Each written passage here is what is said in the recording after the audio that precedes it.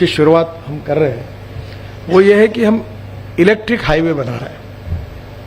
और electric highway बनाते समय अभी दिल्ली टू जयपुर हमने प्रोजेक्ट तैयार किया, टाटा उसमें इंटरेस्टेड है।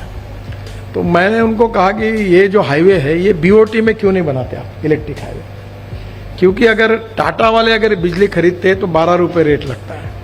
तो मैंने उनको कहा कि 51% इक्विटी एनएचआई का दो राइट ऑफ वे के बदले में, 49% आपके लो, ऑपरेशन के अधिकार आपको, फाइनेंशियल अधिकार आपको, सब कुछ आपको, और आपको बिजली मिलेगी 3.5 से 4 रुपये यूनिट, क्योंकि सरकारी कंपनी होगी तो। और आप धीरे धीरे ट्रक बसेस इसमें जाते रहेंगे तो इसका भी बहुत बड़ा इनकम मिल सकता है। अभी मैं बंगलोर में गया था, कंस्ट्रक्शन इक्विपमेंट की काफ़ी बड़ा एग्जीबिशन था। अब धीरे धीरे ट्रक इलेक्ट्रिक पर आ रहे, बसेस आ रही, डबल डेकर बसेस आई है। और लिथियम आयन बैटरी के कारण हमारी जो कॉस्ट थी $150 पर आवर पर किलोवाट, वो $115 पर आई है।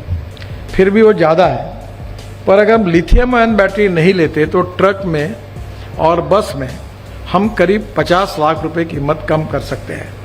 और ये अगर कम होगी, ट्रॉली बस अभी हमने मैं जेकोस्लोवाकिया गया था तो स्कोडा में गया था, तो 150 लोग बैठ सकते हैं ऐसी बड़ी बस, 3 बसेस को जोड़कर, जिसमें बिजनेस क्लास और ये भी होगा, केबल पे चलेगी। और जो बस है उसमें जो हवाई जहाज में सुविधा होती है, एयर होस्टेस जो देती है चाय कॉफ़ी नाश्ता, वो सब मिलेगा। और दिल्ली से जयपुर 2.25 घंटे में होगा। और टिकट रेट डीजल बस की तुलना में 30% कम होगा। तो नेचुरली ये मुझे लगता है कि इसमें पब्लिक प्राइवेट इन्वेस्टमेंट आ सकती है, क्योंकि ये जो हाईवे पर ट्रक और बसेस चलने लगेगी तो लॉजिस्टिक कॉस्ट कम होगी। नेचुरली फ्यूल का, अभी मैं इथेनॉल के गाड़ी में आया हूँ, तो ये टोयोटा की वर्ल्ड की पहली गाड़ी है जिसमें मैं अभी आया। वो यूरो 6 उसके इमिशन नॉर्म्स को पूरी करती है और वो 60% बिजली तैयार करती है और 40% इथेनॉल पे चलती है। तो 120 रुपये लीटर पेट्रोल का भाव है, इथेनॉल 60 रुपये। तो इसका एवरेज खर्चा आता है पेट्रोल से तुलना करेंगे तो 25 रुपये पेट्रोल का भाव होगा। और इलेक्ट्रिक यूज़ करोगे तो शायद 5 रुपये लगेंगे। हाइड्रोजन में जो रिसर्च चल रहा है उसमें हमारी सबकी कोशिश है कि $1 के नीचे 1 kg हाइड्रोजन मिले। जो इलेक्ट्रोलाइजर की सिस्टम है उसमें से 50 यूनिट बिजली लगती है 1 किलो के लिए, तो नेचुरली 150 रुपये की बिजली लगती है तो कॉस्ट 300 रुपये तक जाती है। तो अभी 2-3 टेक्नोलॉजी आई है जो म्यूनिसिपल वेस्ट सेग्रीगेट करके उससे और उसके साथ साथ बायोमास से हम लोग मीथेन बनाकर हाइड्रोजन बनाएंगे, तो उसकी भी टेक्नोलॉजी है। और मुझे लगता है कि $1 तक प्राइस आएगी। तो आने वाले समय में फ्यूल अगर बदल गई और रोड अच्छे हो गए तो लॉजिस्टिक कॉस्ट जो है आज 14 से 16%, वो 9% पे लाने का हमारा सबका उद्देश्य है। उसके सिवा हमारा एक्सपोर्ट नहीं बढ़ेगा। और इसलिए जो इलेक्ट्रिक हाईवे है ये आने वाले समय में आप जैसे ये टोल ऑपरेटर, ये हाईवे ऑपरेटर है, तो ये इलेक्ट्रिक हाईवे में भी इन्वेस्ट करें। तो अगर आप भी ऐसे हाईवे में आएंगे तो इलेक्ट्रिक बसेस आएगी, इलेक्ट्रिक ट्रक आएंगी, लगभग तैयार है, उसमें कोई बड़ी टेक्नोलॉजी नहीं है। अब टाटा अभी उसके लिए तैयार है। तो ऐसे बहुत सी कंपनियां आएंगी और इसमें लॉजिस्टिक कॉस्ट एकदम कम होगी। हाईवे सेक्टर में पैसे की कोई कमी नहीं है। मैं बहुत लोगों को कहता हूँ, कभी कभी बहुत फॉरेन डेलीगेशन आते हैं मेरे पास, तो मैं बैठता हूँ, चाय पियो, फिर पूछता हूँ उनको कि डॉलर में देना है कि रुपीज़ में देना है। अगर डॉलर में देना है तो डोंट वेस्ट टाइम, चाय पियो, नमस्कार करो, निकलो, क्योंकि हम लोग डॉलर में ले नहीं सकते पैसे। वो मैं अगर फाइनेंस मिनिस्ट्री में जाऊँ तो मुझे एक प्रोजेक्ट के लिए 6-6 महीने अप्रूवल के लिए लगेंगे। तो मतलब रुपीज़ में देते हो क्या, हेजिंग आप करो।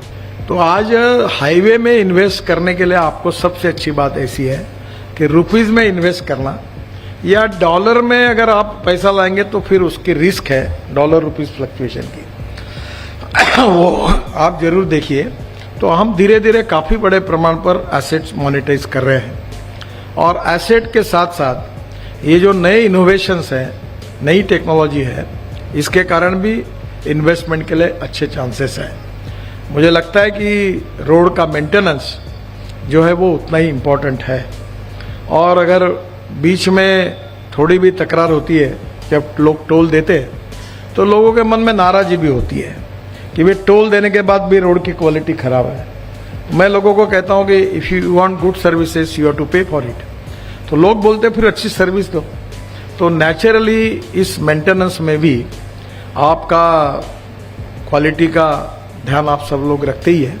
मेरा एक सुझाव है कि ये बिटुमिन का रोड बनाने के बजाय 8 इंच का जो बिरला सीमेंट वालों ने टेक्नोलॉजी लाई थी व्हाइट टॉपिंग करना, और व्हाइट टॉपिंग पर 6 इंच बिटुमिन सरफेसिंग करना, तो राइडिंग क्वालिटी भी अच्छी रहेगी। और कंक्रीट का रोड मेरे अंदाज से 20 से 25 साल आपको मेंटेन करना नहीं पड़ेगा। ये जो बिटुमिन सरफेसिंग है ये शायद 5-6 साल के बाद करना होगा।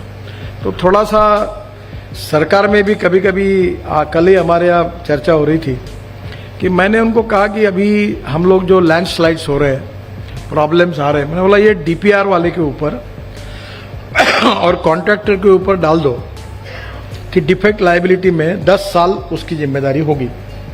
अब 10 साल उसकी जिम्मेदारी होगी तो फिर तुम्हारा इंडिपेंडेंट इंजीनियर उनको काहे के लिए ज्ञान सिखाता है, तू ऐसा कर वैसा कर, उनके हाथ में सौंप दो और जो वो डिजाइन करेंगे वो करने दो, उनकी बैंक गारंटी ले लो, नहीं करेंगे तो बैंक गारंटी जब्त करो।